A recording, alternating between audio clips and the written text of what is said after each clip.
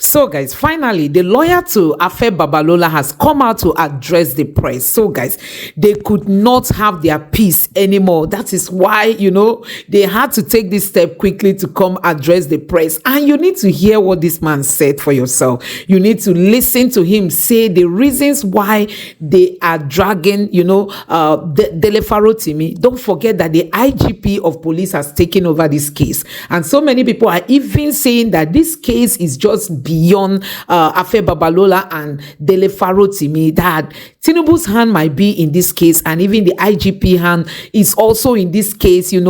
Ahead of 2027 presidential election, they are trying to crack down on all those who are going to be voicing out against them. So guys, a whole lot is yet to unfold as regards to Dele Farotimi's arrest. So guys, I'm going to let you take your time and just listen to what this lawyer has got to say. I mean, the lawyer to the Ekiti billionaire. Just take your time and listen to what he said and why they are prosecuting Dele Farotimi. Another lawyer has equally come out to analyze this press conference that he granted. So just take your time, relax, and watch this video and understand that these people, they've just colluded. I mean, there is a collusion, just to make sure they silence Dele Farotimi so that he won't be criticizing them, because Dele has been very tough on corruption, the judiciary, the election, and all those things that are not working in Nigeria. Dele Farotimi has always been speaking against them. So guys, take a look for yourself. Actions trailing the arrest of Lagos-based lawyer Dele Farotimi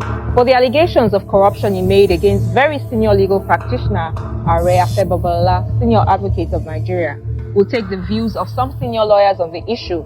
Also showing on the program, ahead of the International Anti-Corruption Day celebrated annually every December 9th, the Economic and Financial Crimes Commission, EFCC, organizes an event with the youth to draw attention to the need to unite against corruption and cybercrime. Plus our recap of the top trending stories in the news. Hello and welcome to the program. I'm Shola Shuyeli. It was on Tuesday, December 3rd, that the news broke that a Lagos-based legal practitioner, Dele Farotimi, had been arrested by the police for alleged criminal libel.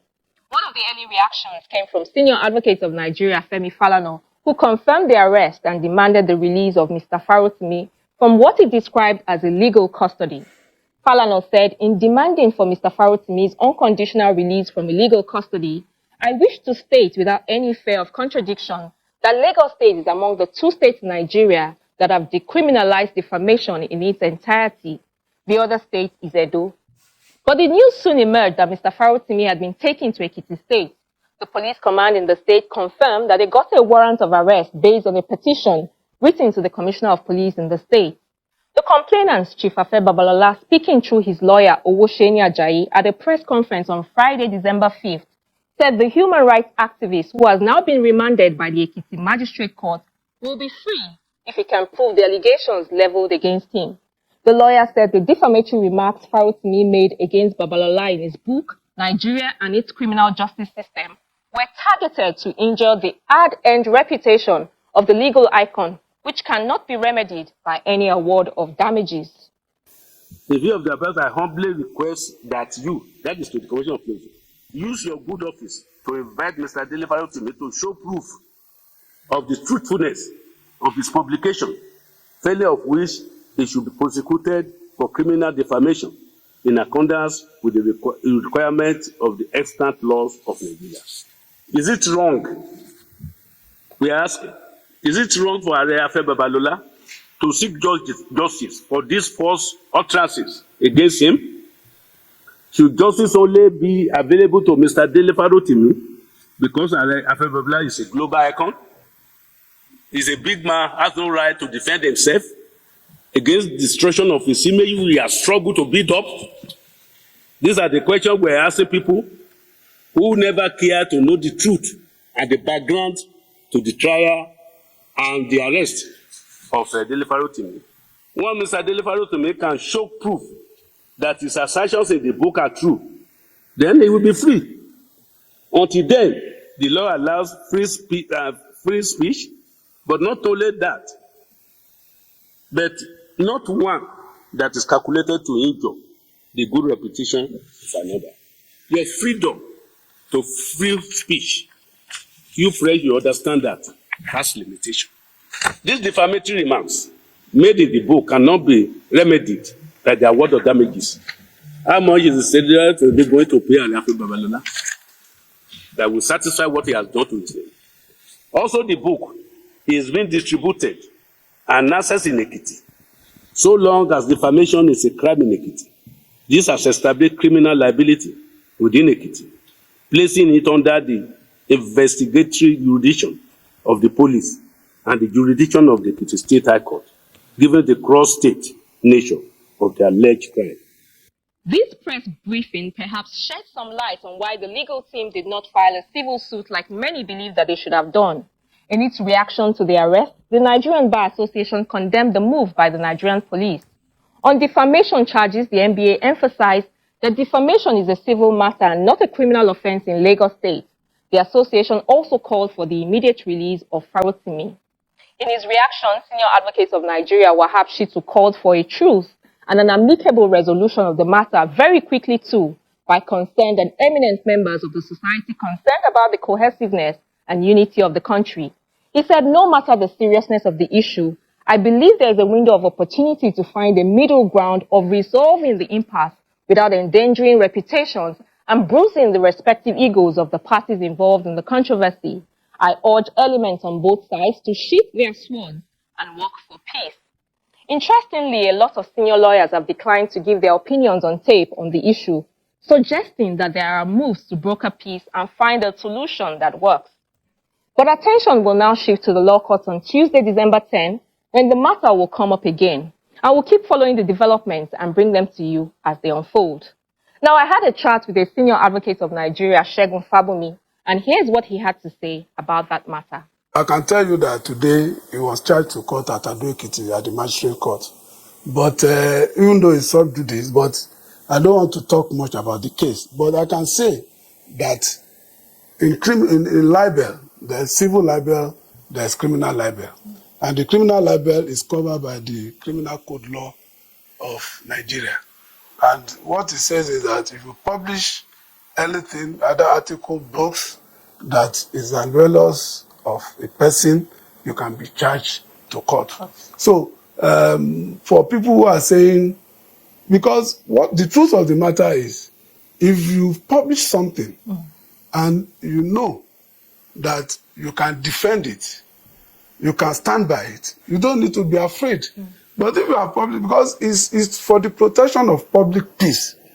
So many allegations sometimes are capable. In fact, what the criminal code says is constitutes breach of the peace, because the person you are published against can take laws into his hands. He may decide to defend himself. He may decide to do anything, and that can lead to a breach of the peace. So, but the truth of the matter is, the law provides that while you are being prosecuted for civil, the law also provides you to be prosecuted in criminal.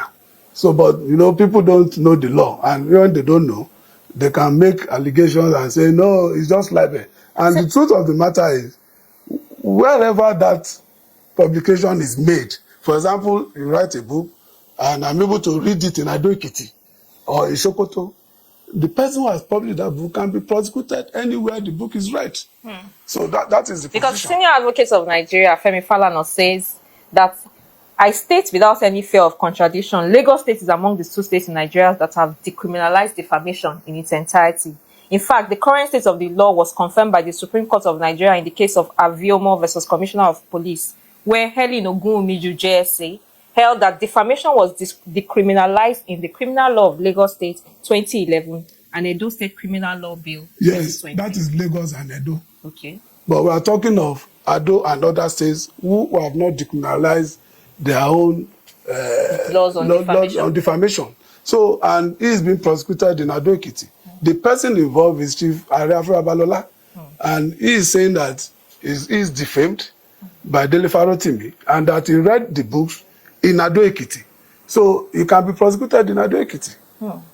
So the fact that the law has been decriminalized in Lagos and Edo. No, he can be resident in Lagos, but defamation and publication was made in Ado. So the person who has been defamed in Ado has the right for that person to be prosecuted where he was defamed. Of course, we also spoke about other issues. I asked him to assess how well the judiciary has fared, especially this year, as the year gradually closes out. I would say the judiciary has done well. Really? Really, done well. You see, the public, their own assessments will be different from the way we lawyers are looking at it. Yes. Because we are in the field, is our business, is our day-to-day that we go to court. Let me give you a very simple, recent one. Look at Emefiele, the former CBN governor. Nobody will have thought that the court will confiscate properties of over 700 in Abuja alone. But it's the judiciary. Nobody can do it. The police cannot do it. The armed forces cannot do it. If they don't take him to court, the judiciary cannot confiscate those properties. So those are the things. And you see, the issue with those who are not lawyers is because they don't know what plays out in court. It's not their profession. So, and then it's only when you see some cases, the way you think about it, you feel this is the way it should go. Yes. But as a lawyer and as a judge in the court, it doesn't go that way because there are so many things that goes with a case. So, but I will tell you that, like judiciary, definitely is the last hope of the common man. You can't do it that way. And for the whole year, for so many cases I've gone, even look at Bello. Yaya Bello. Yes, Yaya Bello. It's been taken to court. Even though some cases looks controversial, but that's the way people look at it. But for we lawyers, we know where it is. I will give the judiciary a pass mark. It's interesting that you say that because there's a lot of distrust of the judiciary, and especially when it comes to cases of conflicting court judgments. The judiciary has come under a lot of criticism for that. The public looks at some of the decisions. When you look at the reverse politics case, and then when you look at the decision with the Kano's tool, the Emirates case, and how did the judiciary handle this, a lot of people are not quite happy with the judiciary. Let me tell you, what plays out is that most of those cases you are talking about majorly are political. And they are political, and the people involved makes them sensational. But it takes two to tango. When you talk of conflicting judgments, you see someone going to file a case that is meant for Rivers State in Abuja, or in Kano, or in Kaduna. But it is not the judge that will file the case. It is the lawyers that are involved. But at the end of the day, the only thing that I've always been said is that where there are conflicting judgments, the Supreme Court is the final arbiter. So if you have, and that's why you have High Court, you have Court of Appeal, and you have Supreme Court. So if somebody has taken, you cannot prevent someone from taking a case to court. It's left for the judge and the judiciary to rule on that case. Not most times that people feel like, why should you go? No. So for us who are practitioners, we know that even where you go and file a frivolous case, the court is there to do the right thing. I'm glad that you've talked about the involvement of lawyers, because when litigants are pushing lawyers to forum shop or file cases on already decided matters, this is the kind of outcomes that we have. But with regards to the discipline of lawyers who file such cases, when they know that there's already a predetermined, there's precedent, and then they still go and file, cases on such matters because the litigants are pushing them. Do you think that we have enough sanctions, or is the NBA, has it been living up? Because we saw that the judges involved in some of those cases were disciplined by the NJC a couple of weeks back, but we've not heard of any corresponding action. We will not see. Some of these cases are actually reported. But you are a lawyer, but for those who are not lawyers, they may not be able to read. Is what people see on social media they talk about. But let me say this. Before you can sanction a lawyer, you must write a petition against that lawyer. Really? Yes, because if it's glaring, that's... No, social media is not glaring. What is reported on the social media or in the news is not glaring. Because the body saddled with the responsibility of discipline lawyers is the Legal Practitioner Disciplinary Committee. LPDC. And the LPDC, before they can take action, you must write a petition to LPDC. Even when the NJC has moved against judges on some of these cases, should the NBA still be waiting for petition? No. There are two different bodies entirely. Yes. The NJC, which is National Judicial Council, Yes. deals alone with judges. Judges, yes. While the LPDC deals alone with lawyers. So my question is, if the NJC has dealt with judges in respect of some particular cases, Yes. the lawyers involved in those cases, will the NBA's LPDC still say it's waiting for petition when it is glaring that the NJC has moved against the judges in such cases? It depends on the circumstances. In such circumstances where evidence are led to show that the lawyer is involved, sometimes Lawyers are always involved. No. They argue the cases before these judges. No. Okay, let me give you the example of the 8th falsification. Well, that's a different one. Exactly. Yes. So, but if a lawyer is involved and is brought before the NJC, then the NJC sometimes have done it. They will write a petition to the NBA recommending the prosecution. I have seen that happen. Yes. The prosecution of that lawyer. It has been done before. But let me tell you, Shola, it depends on the circumstances.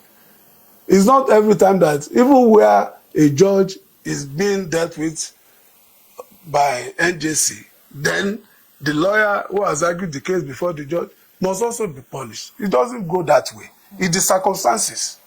Talking about reforms in the judiciary and as a way of rounding up, there are those who say that for there to be reforms in the judiciary, it must start with the NJC, the leadership of the NJC, talking about the Chief Justice of Nigeria and all of that.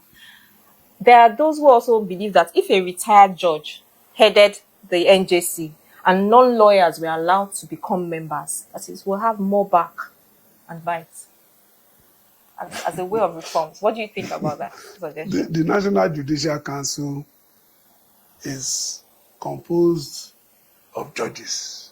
And some senior lawyers. And some senior lawyers. Representing the bar. So what will a non-lawyer go and do there? What will he say? They can bring the perspective of the average or the common man. No, which common man? See, you cannot talk about something you don't know about. We are talking law. It's law that they are talking there. So if somebody who is not a non-lawyer wants to come to NJC and we now start talking about roadside talk and somebody. A lot of people are knowledgeable these days about. No, it's not about being a professor. I'm not degrading anybody. No, it's just like me now going to medical school to want to talk about medicine or to engineering. Will I not be fooling myself? But you can talk about some of the ills that maybe the professionals in that sector can't quite see, and you as a user of the service, is seeing from the outside. We are not talking of ills here. The ills you are talking about is the discipline of your members. Yes. The discipline of your members. A third party who is not your member cannot come and discipline your member for you. It's not possible. Because the NJC is composed and consistent to discipline its members. So a third party who is not a lawyer, who is not a judge, will now come from outside to come and start talking about discipline your members. It's not possible.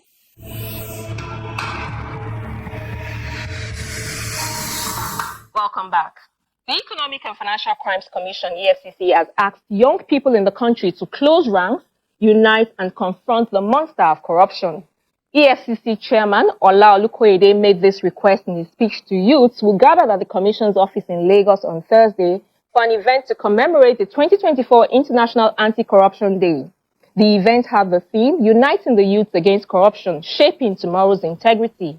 Olukoyede, who was represented at the event by the Acting Zonal Director of the Lagos Directorate, Michael Wetkas, highlighted the harmful effects of practices such as nepotism, favoritism, partisan, and other extraneous consideration designed to tilt opportunities in favor of a few privileged people. He urged the youth to form clubs, associations, societies, and think tanks to promote integrity and good values. The Acting Zonal Director of EFCC, Michael Wetkas, who spoke further on the issue, also reaffirmed the Commission's commitment to tackling cybercrime and corruption, while other speakers at the event encouraged the youth to continue to do their part in creating the kind of future that everyone yearns for. There is no way corruption can be tackled if we allow it around us without a challenge. Youths have formidable roles to play in this regard. More important in this crusade against corruption is the overarching necessity of individuals and corporate accountability. This entails making a decision against corruption, no matter the structure any youth may want to form against corrupt practices. Without a self-driven resolve to reject such practices, no other framework can work. This means that personal choices and decisions against corruption count better than any other forces that you want to watch. In conclusion, ladies and gentlemen, every unifying action against corruption promises better prospects for all our youth. I urge them to embrace this alternative and make it a new rule of engagement against corruption. The youth hold the road of the future in any nation. They should use their brains and brawn to fashion out the future they desire for themselves. The EFCC is always willing to lend a hand in this regard. We have initiated so many measures to educate and engage young people, and even building cybercrime research center to build capacities against internet fraud. Let our youth see a better future ahead of them by choosing the pathway of integrity. You see, the fight against corruption is not just a moral one, as the predecessors, those who have spoken before me, have said. Section 15, subsection 5 of the Constitution, and if you can Google it, speaks directly to this issue about fight against corruption, and insists that the Nigerian state, as a country, must fight against corruption and any form of abuse of power. That's section 15. That section 15 is contained in your fundamental objectives and directive principle of state policy. In other words, it is one of those aspirations, one of those targets to which Nigeria is committed, if indeed we must be seen as a nation within the Committee of Civilized Nations. So, constitutionally, we are bound to fight corruption. So, the Constitution makes a clear provision of what the state aspires to do in relation to a corrupt-free society, Section 15 of the Constitution.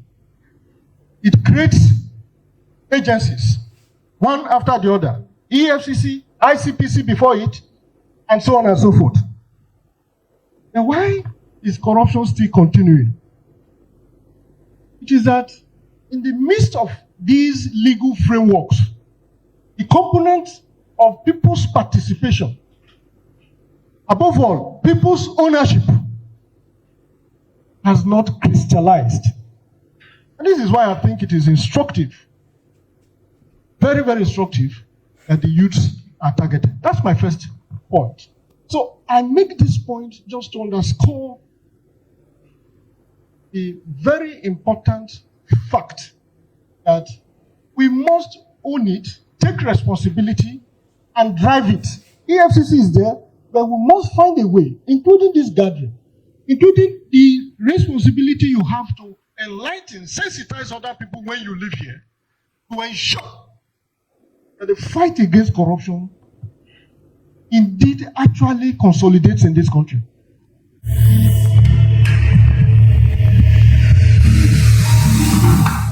And just before we go, a quick look at some of the major court stories we tracked this week. We begin with the report that the Nigerian police has filed a fresh cybercrime charge against human rights activist and lawyer Dele Farotimi, following the allegation of criminal defamation leveled against him by Senior Advocate of Nigeria, Afe Babalola.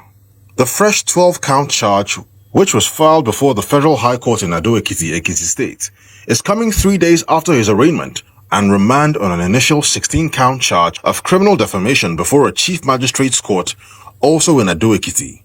At his arraignment on December 3rd, Farotimi pleaded not guilty to the counts.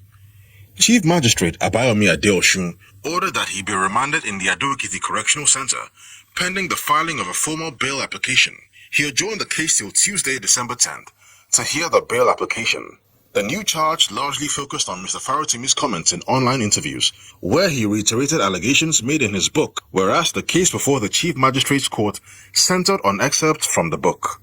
It is, however, unclear if the police will eventually drop the case at the Magistrate Court in favor of the new charge. In Lagos, the former Managing Director of Asset Management Corporation of Nigeria, AMCON, Ahmed Kuru, is set to be arraigned on February 11, 2025 on another fresh charge for the fraudulent conversion of the sum of 20 billion naira AMCON funds. The fresh 6-count charge filed by the Economic and Financial Crimes Commission (EFCC) disclosed that the AMCON funds were converted through Heritage Bank to the use of a company, Sigma Gulf Nigeria Limited, for the acquisition of Keystone Bank. Kuru and his co-defendants, the chairman of Keystone Bank, Umaru Modibo, and the company Sigma Gulf Nigeria Limited, will be arraigned before Justice Roman Oshodi of the Lagos High Court sitting in Ikeja. Another person who was named in the charge, the former MD of Heritage Bank, Ife Sekibo, is set to be at large. Meanwhile, Kuru's lawyer, Senior Advocate of Nigeria, Olashukbo Shashore, has written to the EFCC chairman, Ola Olukoyede, to request a suspension of the execution of the bench warrant, which the court issued for his arrest after he failed to appear for his arraignment on Tuesday, December 3rd, on a 6-count charge of abuse of office, alleged stealing of 76 billion naira, and property belonging to Arik Air. Shashore, in the letter dated December 3rd, also made an undertaking to produce Kuru on the next adjourned date of January 20th, 2025, before Justice Mojishola Dada for his arraignment. Staying in Lagos, the State High Court, sitting at the Tafawa Balewa Square, Lagos Island, has ordered Chidinma Ojukwu's co-defendants to open their defense. Trial Judge Justice Yetunde Adesonya gave this order after dismissing the no-case submission of the second and third defendants in the case. The second and third defendants are Adidakpo Quadri and Chidinma's sister, Chioma Egbuchu. The judge then adjourned the case till February 20th, 2025 for continuation of trial. The first defendant in the case, Chidinma Ojukwu, is charged with the murder of the Super TV Chief Executive Officer, Michael Osifo Ataga. Ojukwu and the second defendant, Quadri, are facing the first 8 counts bordering on conspiracy, murder, and stabbing, while her sister Egbuchu is facing the 9th count of stealing an iPhone 7 belonging to the late Ataga. Ojukwu and Quadri were alleged to have conspired and murdered Ataga on June 15, 2021 by stabbing him several times with a knife in the neck and chest. In Abuja, the Chief Judge of the Federal High Court, Justice John Soho, has expressed concern over the conduct of some lawyers who criticize judges unfairly when rulings do not go in their favor. Justice Soho expressed this concern during the opening of the 2024-25 New Legal Year ceremony and Judges Conference of the court. He emphasized the importance of professionalism within the legal community and advised aggrieved lawyers to seek redress through appeals. The president of the Court of Appeal, Justice Monica Dongban Mensem, who attended the event, also called on judges to uphold their professional allegiance and maintain the highest standards of integrity. Justice Soho also used the occasion to unveil the court's new lapel pin and magazine.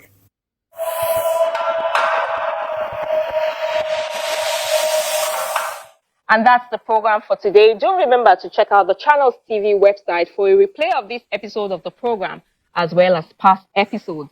Please also send in any feedback via our social media handles. I'm Shola Shele. Thank you for watching and see you next time.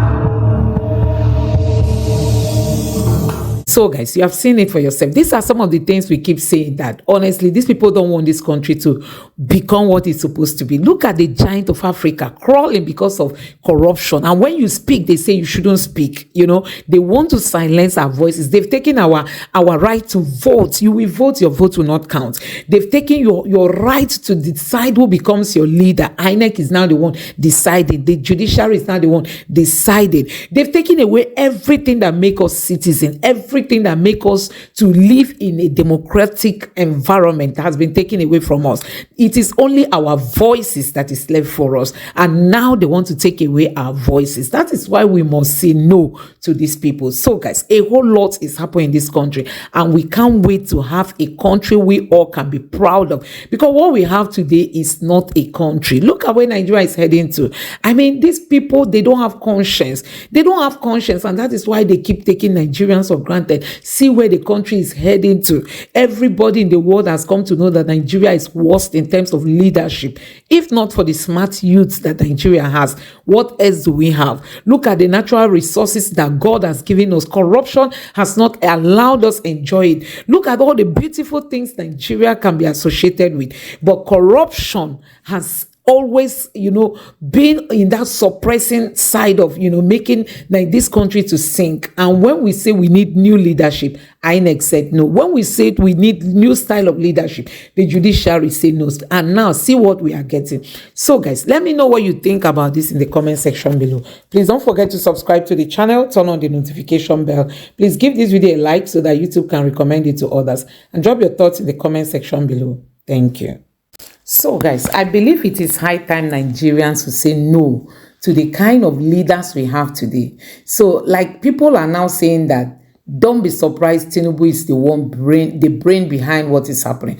Don't be surprised Tinubu is the one working with the Ekiti man to hold Dele, ahead of 2027. Don't be surprised this is their strategy. And let's just see how everything is going to work until Dele is denied bail, come on Tuesday. Then Nigerians will know what next, because they cannot seize our voices. These people, they've done a lot against us. They can't take away the only thing we have left. They can't. And that is why every Nigerian should rise up. I mean, everybody should rise up and say no to this. If it means protesting, everybody should come out. If it means anything it will take to make sure we send the right signal to these people, every Nigerian has got to participate. So guys, let me know your thoughts. Subscribe and turn on the notification bell. Thank you.